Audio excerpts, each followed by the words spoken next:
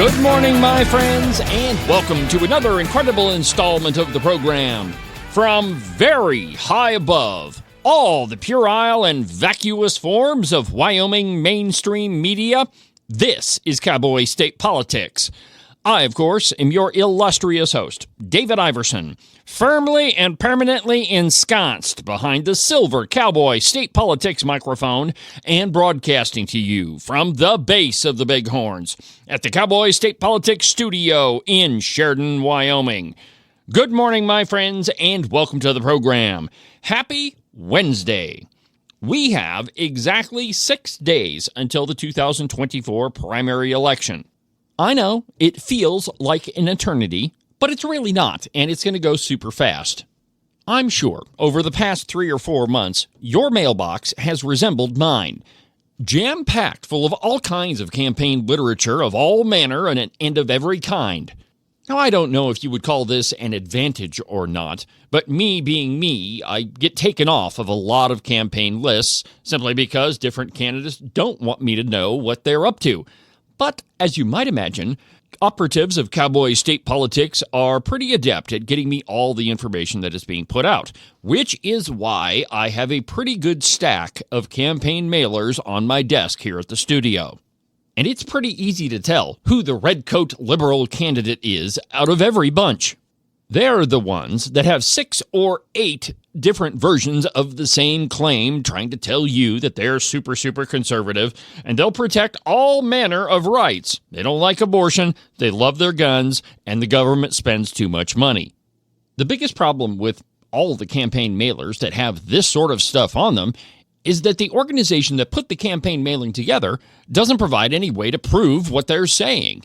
And the politician that they are campaigning on behalf of rarely has a voting record that lines up with anything that's on these campaign mailers. And worse yet, the folks that they're going after, normally the conservatives, have a voting record that is completely the opposite of pretty much everything you see on these campaign mailers. The best example of this is in Senate District 22, the race between Barry Crago and Mark Jennings.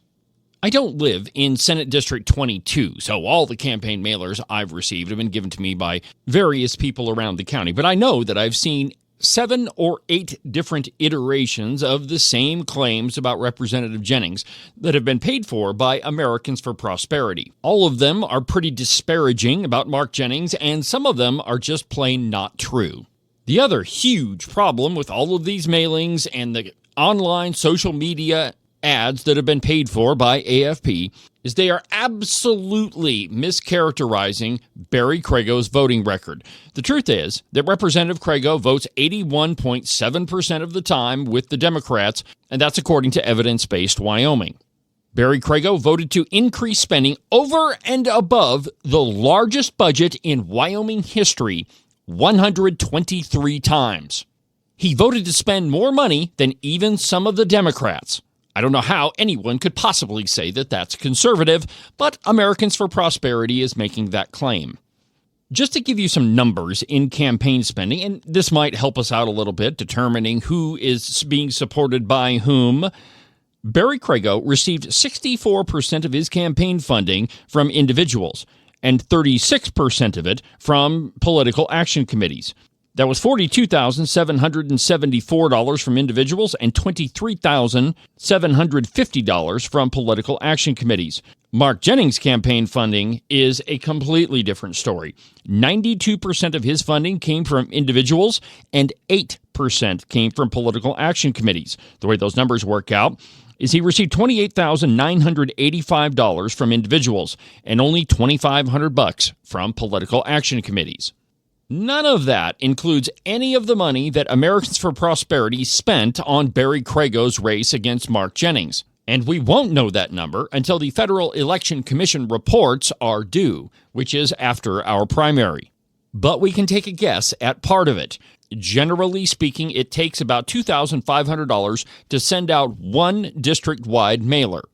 I know that I've seen at least 7 different mailings from Americans for Prosperity on behalf of Barry Crago. 7 times $2,500 is $17,500. That doesn't include any of the digital media advertising or radio ads or anything like that, or the people that were paid by Americans for Prosperity to go door-to-door propagandizing for Barry Crago, at least $18 an hour. That was the lowest figure I heard. So, just ballparking it, so far, Barry Crago has spent $84,024 trying to defeat Mark Jennings. Jennings has spent $31,485. Over a $50,000 difference between Barry Crago and Mark Jennings. Who is trying to buy the seat from whom? If you want to dig into all this campaign funding on your own, it's pretty easy in Wyoming.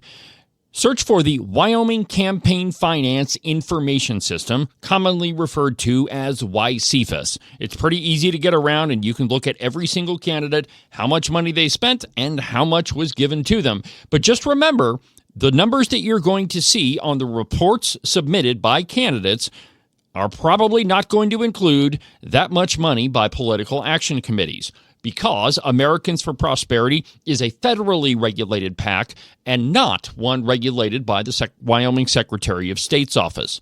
So if it's a liberal candidate, one of the redcoats, you can bet that the numbers you're seeing there are actually a lot larger, simply because Americans for Prosperity is paying a lot of their bills. So I thought we should have Mark Jennings on the program, go through all the mailers and just talk about them and get his side of the story. We had a great conversation. Here it is. Mark Jennings, finally got you in the studio. How are we doing today? Hey, doing well. Thanks for having me. So how do you feel about this election? I feel good about it. I think it's elections are about contrast, and I think this is a very much, in my case, a case of contrast. My voting record against Barry's.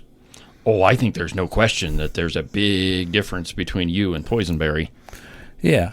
Yeah, you can find it in the indexes. You can find it in the voting records. It's not hard to find. So what would you say is the biggest difference between you and the guy you're running against? Well, one of the main ones would be the spending. Barry likes to vote for spending. I think the record was 122, 123 times that he voted for increased spending, and I voted like 27 or somewhere in that neighborhood. Yeah, one of the amazing things about Doug Gerard's report on all of his spending is that Barry voted for more spending than some of the Democrats. Yeah.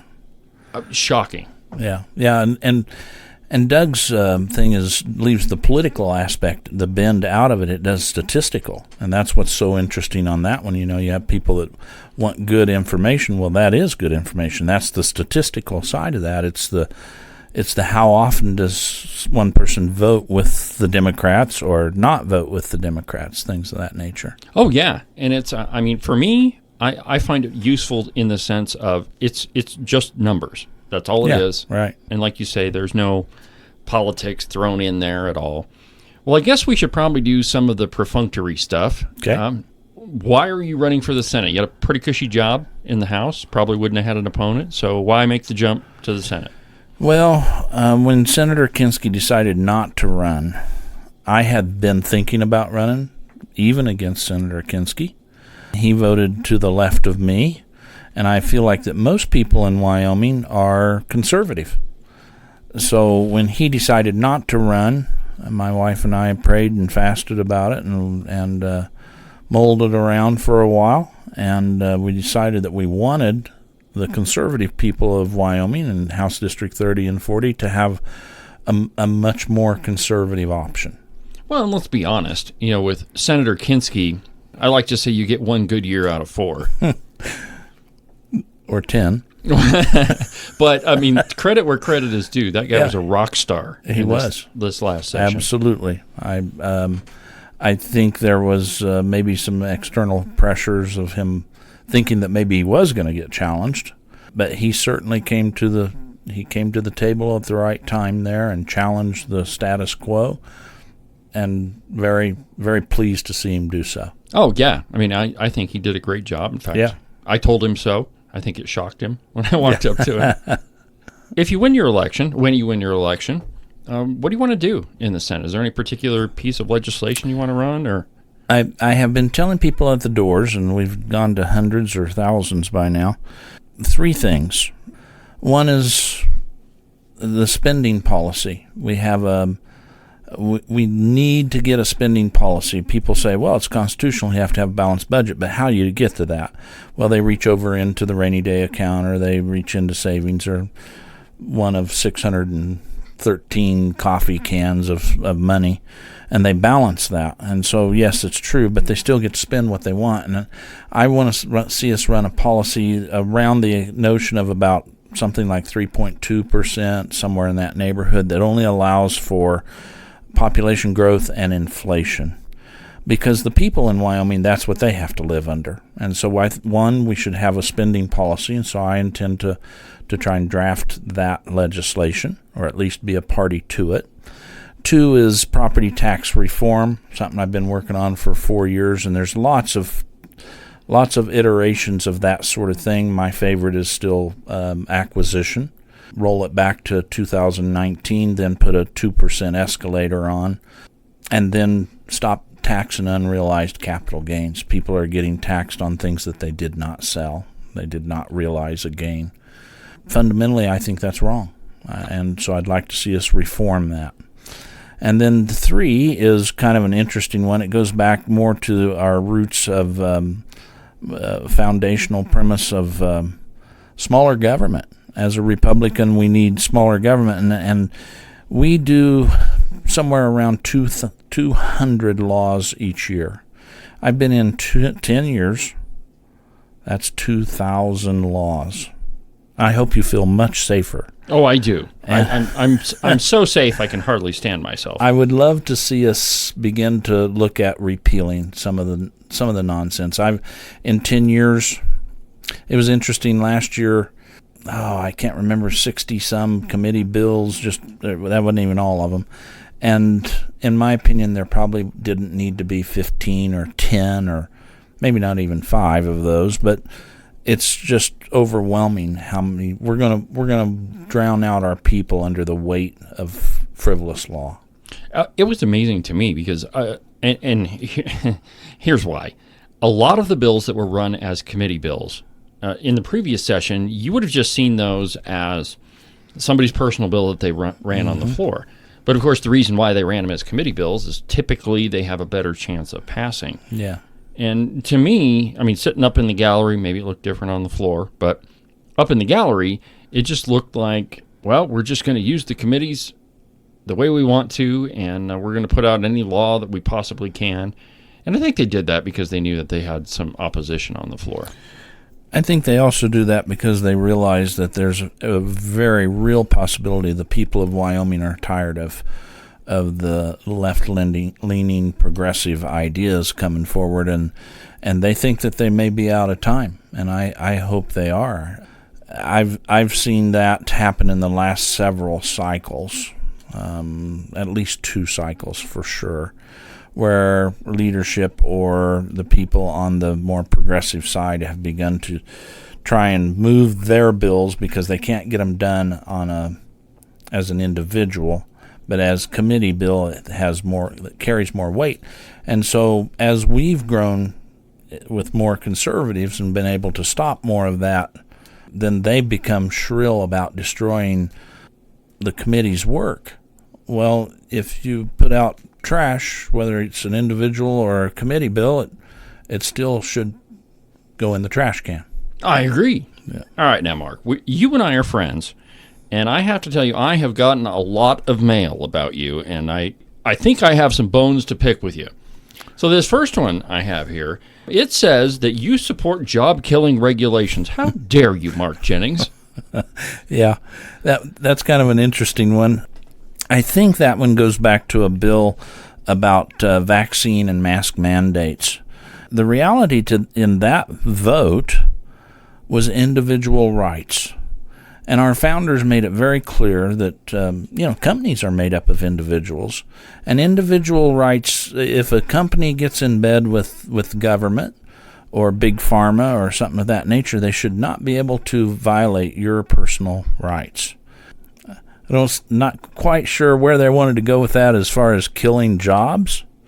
I would rather have that tag, I suppose, than standing in favor of getting rid of personal rights, because the personal rights are very important in this country. We're in danger of losing those. Well, I agree. And one of the things that infuriated me about that whole discussion is a group of people on the floor were saying, well, what about the business rights? Well, frankly, businesses don't have rights. Individuals do. And certainly the business owner has rights. Sure. But he doesn't have a right to infringe on other people's rights. Your rights extend until you bump into someone else's, and then we have to look at that then. Or you stick a needle in their arm or something like that. You're infringing on their rights then. Well, now the last thing this Americans for Prosperity mailer says is that you're bringing big government failed policies to Cheyenne. That's interesting from a group that's out of the D.C. area, isn't it? That is fascinating, man. Like, there's so many of these that say, you're bringing Washington policies to Cheyenne, and Americans for Prosperity, of course, is a group that's based in Alexandria, Virginia. Yeah. Which is right outside of Washington, D.C. Basically is Washington. You can spit from there to what D.C. Beautiful town. Have you ever been to Alexandria? Believe I've been by there. Oh, it's hard to miss, but we spent some time there. So another one of these flyers, and this one, I had a lot of people in Buffalo call me about this claim that they're making, saying that you supported locking up natural resources across Wyoming. How dare you, Mark Jennings? Yeah, I guess so. That one was another one that was really rather laughable to me because, again, when I looked back on that vote, that was an interesting vote because what it really was once again, it was private property rights. Mineral companies own the minerals below the ground. I don't think anybody's in argument with that, and I think this is where they're trying to take that bill, is that I voted with the notion that before they bring their big rigs in, they should talk to the landowner, the guys on top of the ground. And so for private ownership, land ownership, that was a critical bill because they didn't have to be contacted. They could just roll in and start doing their thing. Well, okay, they have the rights to go after that. And I didn't vote against those rights at all. I want them to go drill. I want them to go get old coal and natural gas. God's blessed Wyoming with abundant resources, and we should drill, baby, drill, I think was the famous phrase. But your landowner rights on the top of that ground have to be respected to at least to the point that informs them that, hey, we're coming in after that mineral. And so that's what that bill did. And private land ownership, once again, it's a critical thing. You have to protect those rights also. The bizarre thing about that is 20 or so years ago, I did a lot of permitting through the BLM for oil and gas producers. And one of the things that sticks out in my head is the surface use agreements that companies would have with the landowner. And basically, landowners got what they wanted. If they wanted a 32-foot gate, or if they wanted a brand new road, or if they wanted a reservoir, or whatever, they got it. And secondly, the oil and gas producers, at least the ones that I worked with, they wouldn't do anything to tick off a landowner. Right. And it seems to me that something changed in the middle there to where these oil and gas producers didn't have to talk to them. I don't really think that it was a huge problem. I think there was a small group of people who began to violate those common sense things. Why would you want an angry landowner? And so I think there was maybe a bad actor here or there. Listen, our mineral industries, they're good about working with people. I didn't have anyone from the mineral industry come and say, oh, don't vote for this. I mean, and really it's just a courtesy law. It's just a thing of saying, hey, look, you're going to let that landowner know before. And so it's basically being run for the bad actors of saying, no, you will talk to them. The good people are doing it already. And in most of the time, I think it does happen that way. Well, I think you're right. And, I've always said that it costs a lot more money to do things wrong than it does to follow the law and follow the rules from the very beginning. Right. And I really don't think that we have that many bad actor, nasty, evil oil and gas companies. I just don't think that that's. But it's a far stretch to take that over to locking up the minerals. Yeah. It's Well, if you thought that one was preposterous, let me accuse you of another thing here. On another flyer, it says that you opposed empowering parents in their child's education. Yeah, they didn't do their research on that one. Why? That's a bill having to do, I think Clark Stith ran it, and it's about parents being empowered to be told what's going on in their schools with their children. I'm the original author of Parental Rights, which already did that. It already said that. It was very, very clear, and that's been in law for 7 years. And it states that the parent has the fundamental right in education, in health decisions, as long as they don't abuse, neglect, endanger that child, then the state has no place to get involved in making those decisions. It says all political subdivisions. It says all of those things. It covers schools too. And so it's ironic they obviously did not do their homework. That was already covered in my law from 7 years ago. Well, now here's maybe an explanation to that. Was Tyler Lindholm in the legislature when you got your parental rights law passed? Yes. Well, the reason why I bring up Tyler Lindholm, because, of course, he is the head of Americans for Prosperity in Wyoming. He's the guy that's behind this huge stack of flyers I have in front of me. The other claim that they make on this one, and just for my listeners, what we're doing here is going through all of these flyers. On the front of all of them, they have a picture of Barry Crago, and basically it says, "I'm a cowboy, I promise." And then on the other side, there's all these crazy claims about you. On this one, the third ridiculous claim is, again, the mandates on small businesses, which is the House Bill 66. Personal rights. Well, now, this one, and I found this next one, to be pretty inflammatory. I mean, they're all inflammatory, but this one in particular. It makes the claim that you voted for killing Wyoming jobs. Yeah, having to do with the mandates, the mask mandates, and the vaccine mandates. Again, that's a far stretch. But we as legislators, we have an obligation. We lift a hand and swear an oath to protect people's rights. Is really what that amounts to, and not companies. I'm very pro-business. I mean, look at my voting record. And I will side with companies most of the time, but when it comes to allowing them to infringe on individuals' rights, you have to go down that road. And I'm sorry, I'm going to go with the individual. So no, I'm not sorry. The individual rights are the primary. Okay, now this bill, of course, it's House Bill 66 from 2023. Probably the special session, maybe? No, maybe it was the special session. But in any case, it's House Bill 66. This one in particular, Barry Crago killed this bill. How did he do it? As my memory serves on that, he put a $847 million amendment on that. Yes, he did. Saying it's that we might lose some federal money. Yeah. We might. And yet the other states that passed these bills, these kinds of bills, they didn't lose a dime. Yeah, actually, there were 17 other states that passed a very similar version of this bill, and yet Poison Barry, as I like to call him, and this is the exact reason why he got that nickname, by the way, is that $847 million amendment. Let's just talk about this just for a second. There's this myth that, and I don't know if myth is the right word, but a lot of people think that there is so much federal money coming into Wyoming that we just can't lose it. Is that the truth? We'll get Mark's answer in just a second. But first, an absolutely outrageous profit timeout.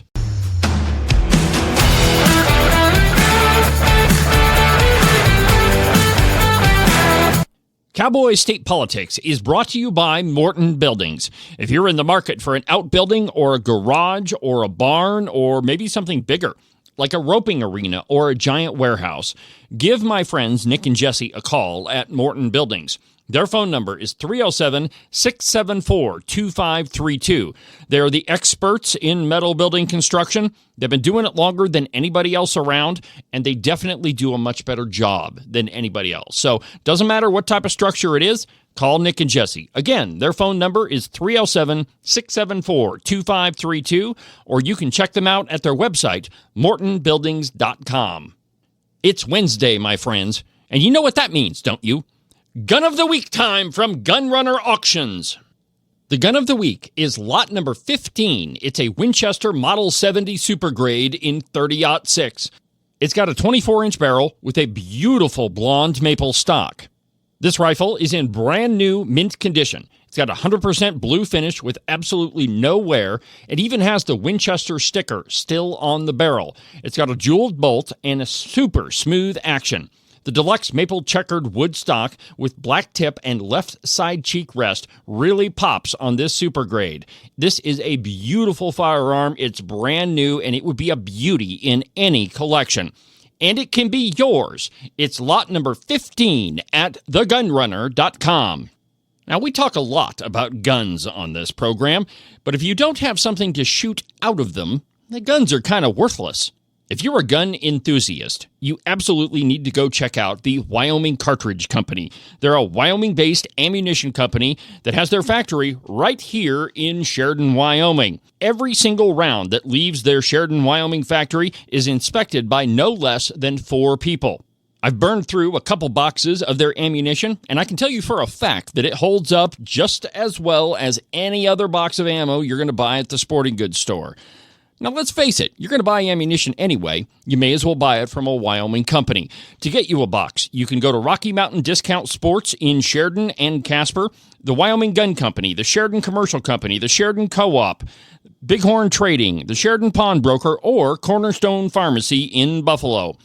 Go get you a box. Trust me, you're not going to be disappointed. Ken Clouston claims that he'll represent the interests of Campbell County citizens. That's interesting because the bulk of his campaign has been paid for by Americans for Prosperity. They've spent tens of thousands of dollars on campaign mailers, paying individuals to knock on doors for him. All the while, Ken has dodged public appearances, debates, and forums. Last year at a town hall, Ken Clouston said you should vote for him because the liberal Republican establishment in Cheyenne would give him a chairmanship. Campbell County doesn't need someone who will represent the liberal establishment or Washington, D.C.-based special interest groups like Americans for Prosperity. Vote for George Dunlap on August 20th for House District 32. This ad was paid for by George Dunlap. This ad was paid for by Mark Jennings for Senate District 22. House Bill 69, the way that it's come out in some of the flyers is that it's that we're trying to keep minerals in the ground or lock them up. What was funny about that, or what's laughable, is that they're trying to use that as a locked up energy. In reality, what that did was it forced the energy sector to clearly make an announcement to the private property owner that they were coming in to drill. They might own the mineral rights underneath, but they were not having to come and talk to the landowner. Don't believe what Barry Crago and Americans for Prosperity are saying about Mark Jennings. Mark Jennings stands up for private property rights, energy rights, and promoting Wyoming's economy. Vote Mark Jennings on August 20th. I'm Mark Jennings, and I approve this ad, and you should too. And now, back to our program.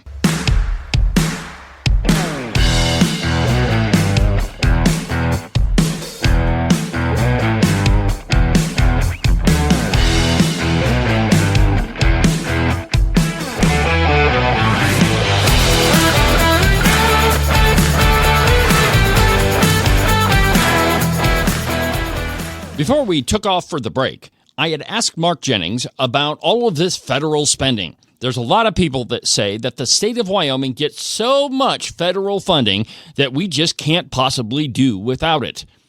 Here is Mark's answer. Well, not in my view. When you look at that, you have to look at it on a case-by-case basis. By and large, it's true. Like like schools, I've asked them to run the numbers. What do we get for that so that they can tell us that boys can shower with girls, to have that kind of string attached? And it was like $170-some million. Listen, I'd rather Wyoming dig up the $170-some million and tell the feds to go pound sand. I think most Wyomingites do not see their freedoms as worth that kind of money. Because you're saying what your freedom is worth. Well, considering how much money they put in various coffee cans in the last 2 years, I think it was $1.3 billion or something like that. 1.3 this year. Yeah, so if you compare $170-some million to that, it's coffee money. Yeah, pocket change, right? Yeah. Now, there's another flyer, and this one's from a different group, and I believe it's, let's see here, Western Way Action PAC. And there are a number of claims on here that I think are just, I think they're laughable. So here's the first one. Crago supports Wyoming's critical energy infrastructure from foreign ownership. You believe that one? He was on a bill, and that went to a committee, and where he didn't even get it out of committee, and I think he was the vice chair on that committee. Yeah, it was agriculture. Yeah, and so I don't think that claim's very, very honest. Oh, there you go. And that one's interesting, too, because that is another example of Poison Barry doing his finest work. Yeah. I think he it was either $1 million or a $2 million amendment on that bill. And then in the end, Crago was the only one that voted against it, getting it out of committee. Yeah. Fascinating. What about this one? Okay, so let me just preface this. Out of all the people that I know in the legislature, I consider you to be one of the more pro-gun, pro-Second Amendment legislators there. I mean, I don't think that there are many people that have a record better than yours. So listen to this one, and I'll let you just tee off on it. Second Amendment champion Crago fights for gun rights. I'm sorry. I guess that, that's kind of an interesting statement. There were real problems and loopholes in the bill that he was either prime sponsor or co-sponsored on. Credit card reporting. It was the credit card processing reporting thing. Yeah.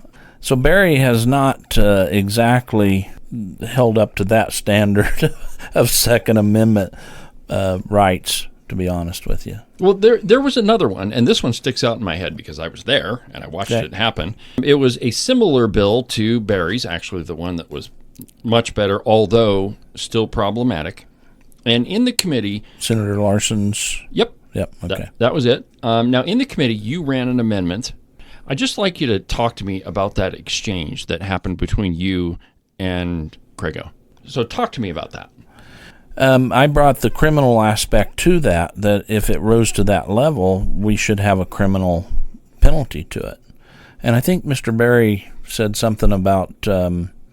Mr. Crago said something about, we don't want to make why don't we make felons out of them or something of that nature, and was being rather sarcastic.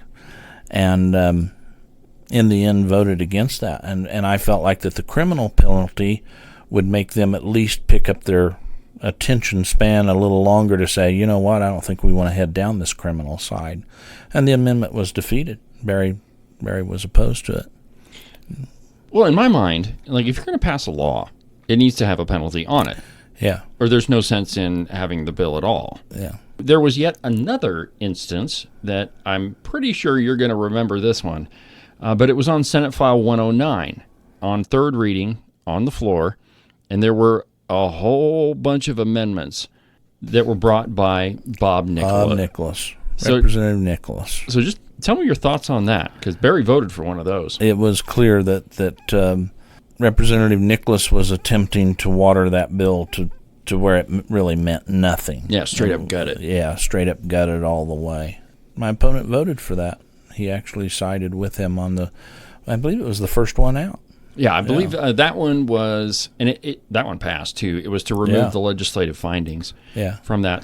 But the legislative findings are important. People need to understand that because so many times now you're finding the judiciary will say, well, we don't understand what the legislative intent was. And so legislative findings puts that in the document or the law so that they actually have to look at that and say, okay, this is what they were looking at.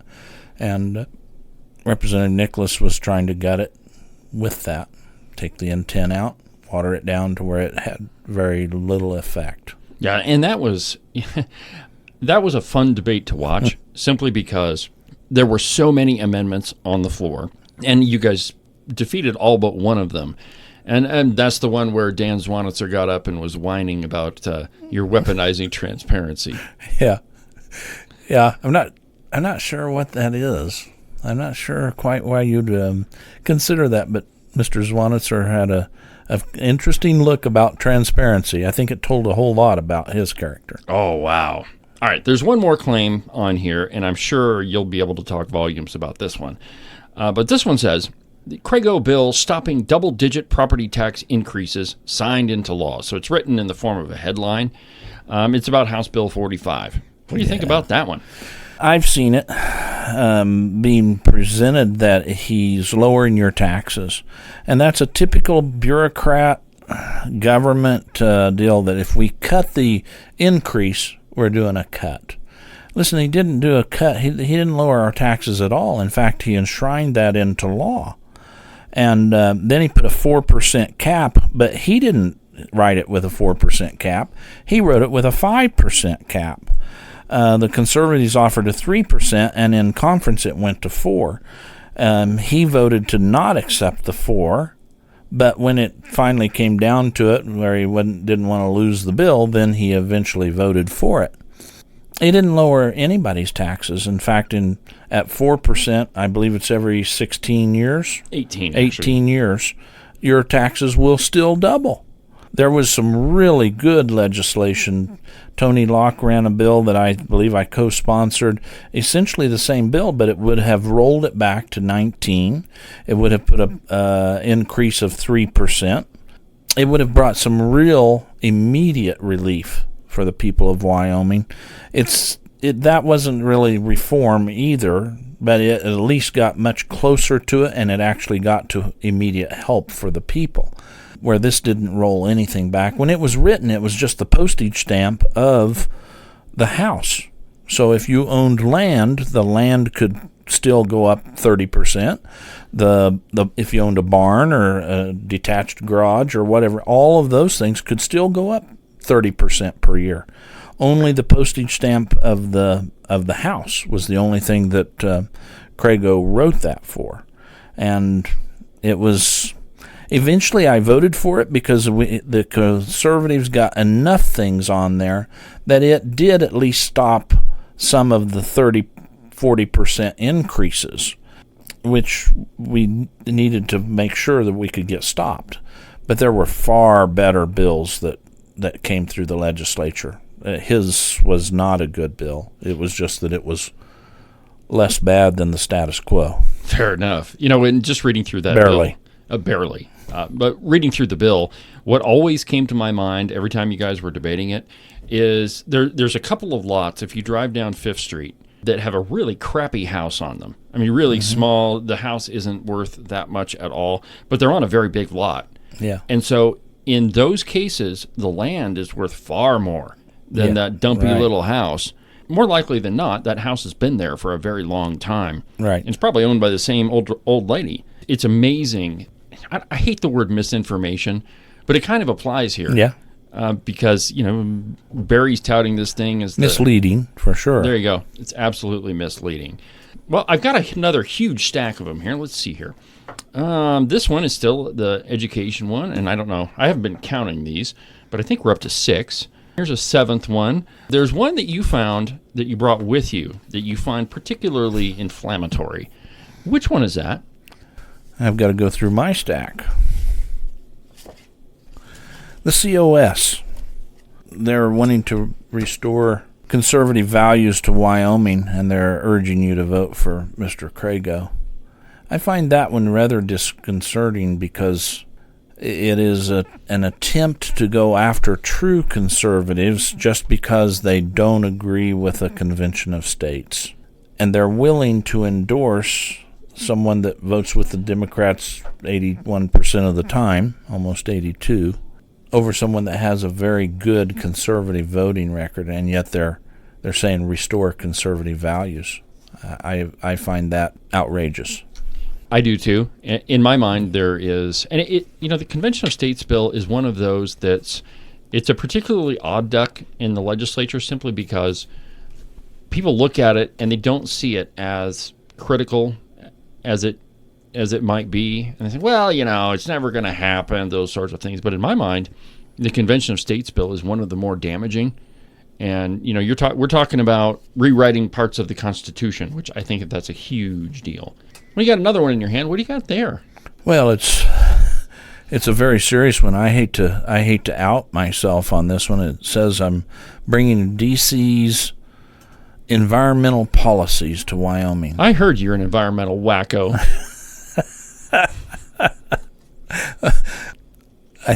I don't know. I don't know if even to approach that one. I don't even know where you go with that one. That's just standing up. Mr. Crago standing up to radical environmentalists. Really? Yeah, that's what it says. And I just anybody that knows my voting record knows that I'm very much opposed to environmentalist wacko stuff. We've got energy in this state that God has put here, and we're foolish anytime we allow the environmentalists to just do. Now, we ought to be good stewards. I'm not against being good stewards. I'm against environmentalist wacko themes. It's just crazy. Well, and this election, and it's not just your district. I mean, it's probably all districts, but there has just been a flood of different mailers, and I didn't count how many were sent out about you, but there's a bunch. Yeah. Tomorrow is the 13th, so we'll know who spent how much, and I think that is going to be a revelation. Oh, I do too. Ours is already out there. We wanted to get it filed early, and it was just astonishing the amount of support from the locals in the state, inside the state. It's kind of funny because I think my opponent ran an ad about me smearing him. These are almost all smears, and almost all of our stuff has been, hey, here, look at the voting record. Look at the real votes. That's what counts. Am I voting the way that you would if you were there? At least a majority of the time. And one of those things is the dark money. And I have been accused of the dark money. I've never ceased to get a few chuckles out of that one because I think 2 PACs this year supported me this from inside the state and gave a little bit of money. 91% are all individuals in this area. We have a couple of friends that send us money from out of state, smaller amounts. I think people should contrast that and take a look. Maybe I'm wrong, but I think you're going to find that very interesting with the number of PACs. Lots of these mailers say Mr. Crago gets things done. And I would not totally disagree with his statement because the rhinos are in power. And with that being the case, he is getting things done. But go look at, he's being supported by Big Pharma. He's being supported by PACs out off the East Coast. He's being supported by PACs from all over the country. Who's he getting stuff done for? Is it for the little people, for the people that are voting for us? Those are the people, the constituents in Wyoming are the people that matter. Well, and there was a lot of bills in the legislature, one of which, maybe I can't remember if it was this year or this session or last session, but the corner crossing bill. Yeah. That one was particularly fascinating to me because Barry's knee-jerk response to it was, lock it up, lock them up, they're trespassing. You and I talked about it. In fact, that was the committee meeting that I got thrown out of by Barry, by the way. Yeah. There's a lot of things that Mr. Crago got done that really aren't helpful to Wyoming citizens, and in fact, in many cases, they're pretty damaging. The House Bill 45, I think, is a good example of that. Yeah.